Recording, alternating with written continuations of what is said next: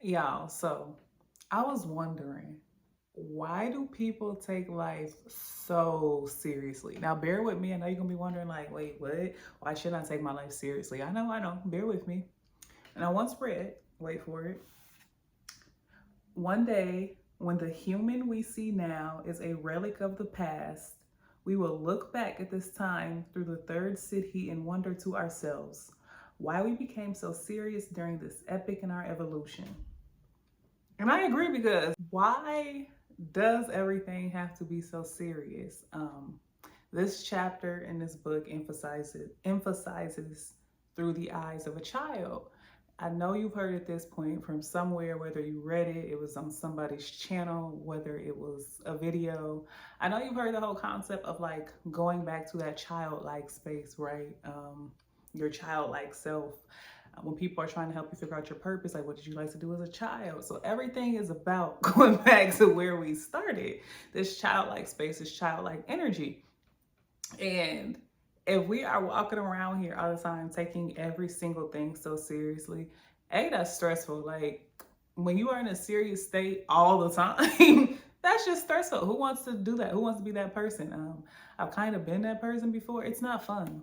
And then B, age should not take away that childlike energy, that childlike spirit.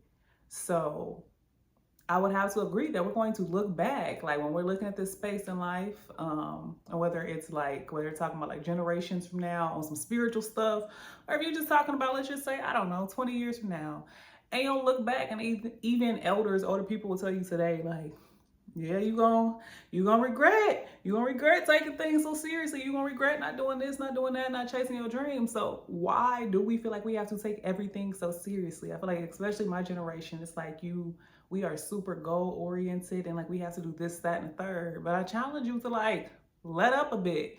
Not saying give up on what it is you want. I would never, encourage anyone to do that. However, I don't think you have to take life so seriously all the time. I don't. I think you're going to regret it.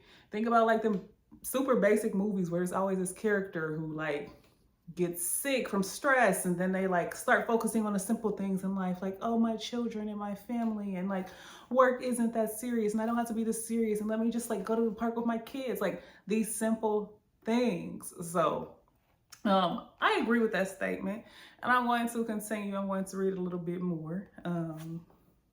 Let's see. Human awareness had to go through a phase in which it believed itself to be the center of the universe. It's an enormous joke, said the third city. However, to a child, play is absolutely serious.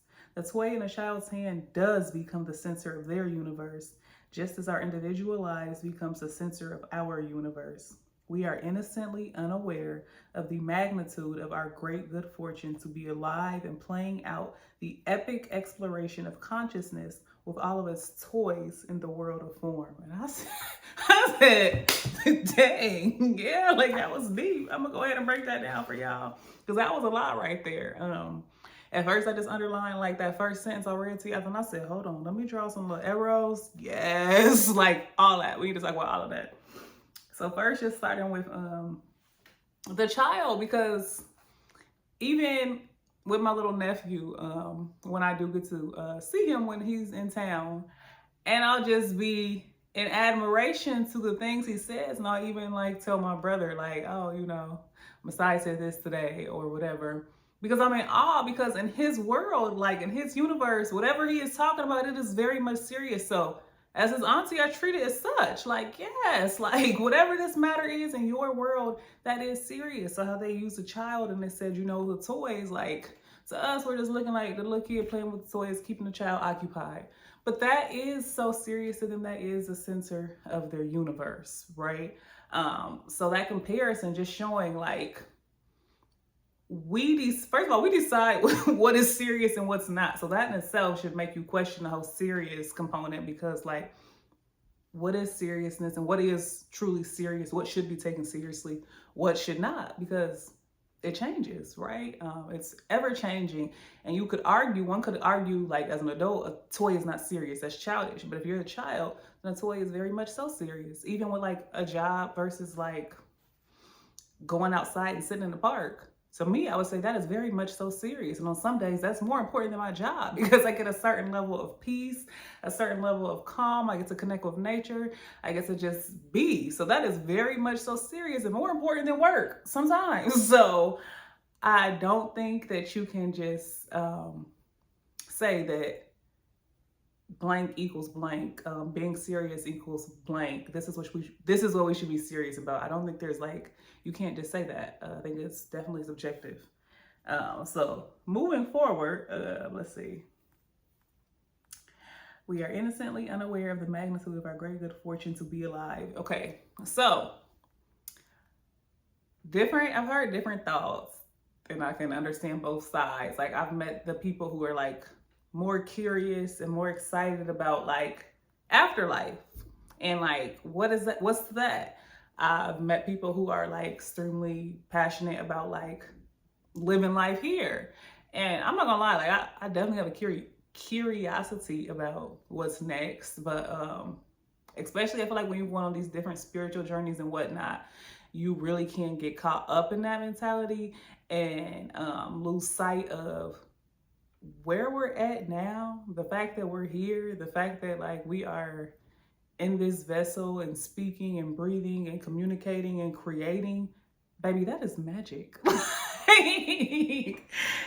is pure freaking magic. Like consciousness and human form, everything, like all of this, like a blade of grass, that is magic. Like just yesterday when I was outside and I was at the pool and I had just picked up this little leaf because, pause, okay, so I've been very intentional now about truly enjoying my human experience because I understand I don't know when it's over. Like I don't know when it ends. I get that.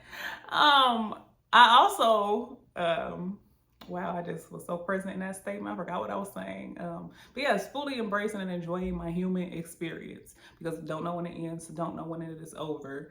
And really taking a step back and allowing myself to go into that childlike energy, that childlike space, and just explore and like be present and see things for the first time. Like look at things with different eyes. So just holding that leaf in my hand, and I looked and I'm like, dang, like the lines in this leaf and the lines in my hand, like just seeing that, like we got a lot in common. Like it just was something so small, something so minute.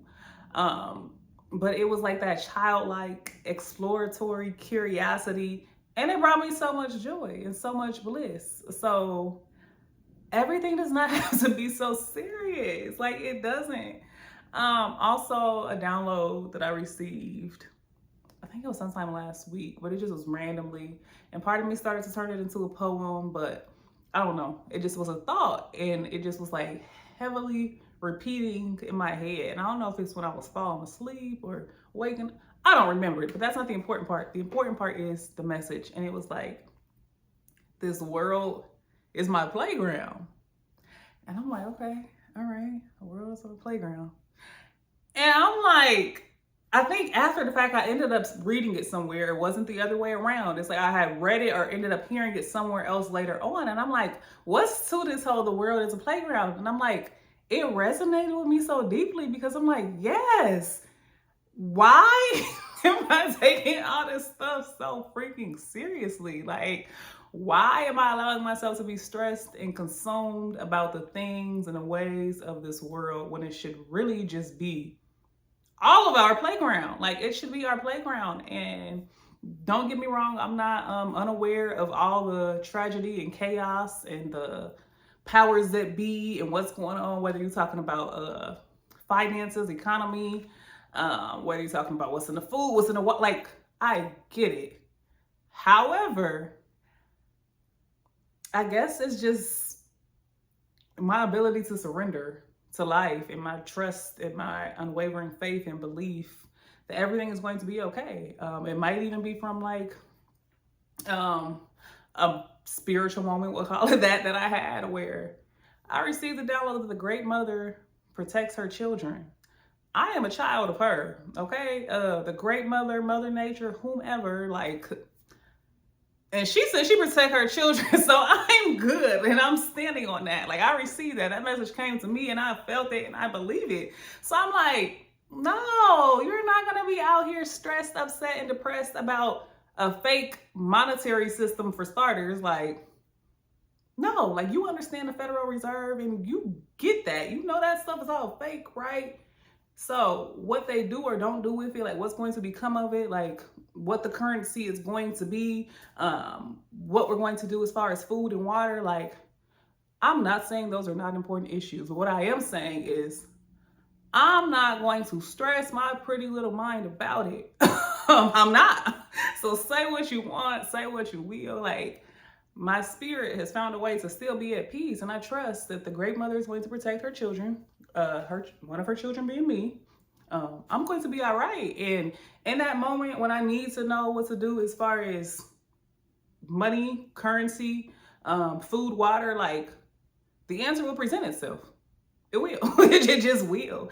And the fact that I can say that so confidently and comfortably, that in itself is confirmation to me that it's unwavering. There's no fear in my heart. There's no confusion. There's no misconception. So I know that if I do get into a state of fear and paranoia, it's from someone projecting that onto me, and now me embodying and claiming that energy as my own when it's not. Okay, so that's what I'm gonna do. Like, I'm not going to worry about it. I'm going to be okay, because back to the world is our playground. So I'm supposed to be out here playing and enjoying life. So that's how I'm still able to just, like, in the midst of all the chaos, go outside and smile and pick up a leaf and like just be great and be happy. And it's not about no like hippy dippy type of stuff. Like, it's internally, like, it's in me. I'm gonna be all right, and y'all will be all right too. Yeah, so I say embrace, embody that childlike spirit. Stop taking life so seriously, and trust whomever your power is, whatever you do, like, trust that. Okay, I'm not telling anybody who to believe in, who not to believe in. I'm not forcing any religion, any concepts, any witchcraft. I don't know. I'm not forcing anything on you, because that's your business. But I just know who and what is resonating with me right now. I know what is giving me downloads, information, knowledge, wisdom, intuition, whatever you want to call it. And I'm receiving confirmation, and I'm trusting myself, and I can feel that everything's gonna be okay. And that wasn't even my message, just to tell everybody that everything is going to be okay. But I think the world could use that. It is. So I say, go inside yourself to get your answers. And whether you pray to someone or you converse with someone, you seek someone for guidance, whatever it is you need to do what you need to do for self. And everything else will work out. And I feel like that's so generic and so cliche, but that's what I got for y'all. Like, that's what I got.